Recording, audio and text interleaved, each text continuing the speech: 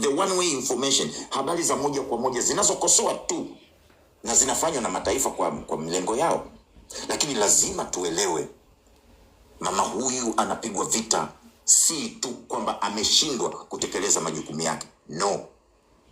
Kulia na kushoto ni kwa sababu taifa lenu, nchi yetu takatifu, ina kiwango kikubwa cha rasilimali na ina kiwango kikubwa cha rasilimali watu wafanya kazi. Mtafanya kazi kama wanavyofanya Kongo bila malipo. Si mnasema kwamba sasa hivi watu hawasikilizwi? Tusiposikilizana tutafanyishwa kazi kwenye migodi na wengine wakiendelea kuchapana kama inavyofanyika Kongo, kwa sababu hizi ndio nchi zenye rasilimali rukuki ulimwenguni. Nini cha kufanya katika muktadha huu? Ni dhahiri haki za kiraia na uhuru wa kujieleza Tanzania una muda mgumu kwa sasa. Unahitaji uelewa mzuri bila kutishana, bila kuongea mamisamiati yaliyopitiliza, bila maneno mengi, kwa lugha zile zile za kundi kubwa zaidi ya 60% la vijana kutoka kwenye vijiwe vyao kama mwenzetu Son of God alivyosema, mpaka kwenye stream service, yani vituo vya televisheni pamoja na radio na kwenye mitandao na majukwaa kama hivi tunavyojadili. Every day tujadili masuala yetu kwa nguvu kubwa bila kuuma maneno. Lakini ni lazima tuwang'amue wachochezi. Lazima tuwatambue opportunist. Lazima tukiwatambua tuwakatae.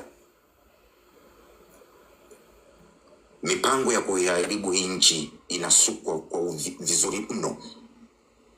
Na bahati mbaya zaidi wanaoiharibu hawana maskani Tanzania. It's too shame kwa Tanzania. Na ni bebe hii aibu ya mwenzetu aliyesema mtu mmoja tu kwenye yani mtu mmoja ametikisa nchi nzima mpaka hatuelewani. Lakini ni lazima tuwe na neno kweli. Nikushukuru tu Son of God kwamba umesema lazima tuwe wa kweli kama viapo vya viongozi wetu na kama maadili ya watu wetu, maadili kutoka kwenye familia zetu. Lazima tuwe wa kweli na ni lazima tutambue tunataka nini. Sio hii iliyofanyika, kilichofanyika kimefanyika. Tusirudi nyuma. Tumeumizana vya kutosha. Tumefikishana kwenye level hii. Zikitolewa zile video za watu waliokuwa wanafanyiwa yale waliokuwa wanafanyiwa, polisi wetu walivyouawa, hakuna nchi inaweza kuvumilia. Vijana wetu wanaposema tunaenda kuchoma sasa hivi sehemu fulani, magari yanasimamishwa yanachomwa. Nimeona mtu mmoja anasimamishwa, anaulizwa umepiga kura, akakataa, akaangaliwa kidole, akashushwa na mwanae, gari lake likachomwa. Hivi kweli kwamba unayoyataka wewe basi kila mtu ayafate? Tunavunja store ya mtu, tunaingia tunachukua vitu, tunaharibu. Mnaingia kwenye ATM, mnaanza kuivuta ATM, mnavunja, alafu tunasema hawa wana haki. Zile ni vurugu. Zimefika pale kwa sababu moja tu. Son of God amesema hakuna taarifa sahihi kwenye vichwa vya vijana wengi zinazohusu mambo sahihi, na hii ni tatizo kubwa kwenye hii nchi. Nimalizie tu kwa kusema tunapaswa kujadili kwa mioyo iliyonyoka sana, lakini tunapaswa kuwa wa kweli na kufichua uovu wote unaofanyika kwenye jamii. Nisi media za Tanzania, is too shame to them. Wataalamu wote mlipo, tupo, ni aibu yetu kama Tanzania,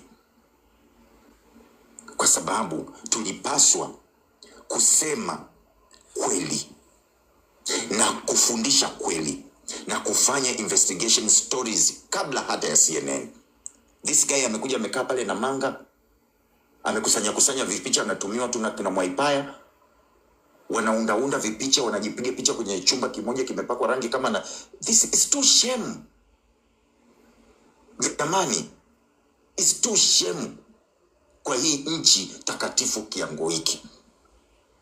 Hii ndio nchi vijana wake hawajawahi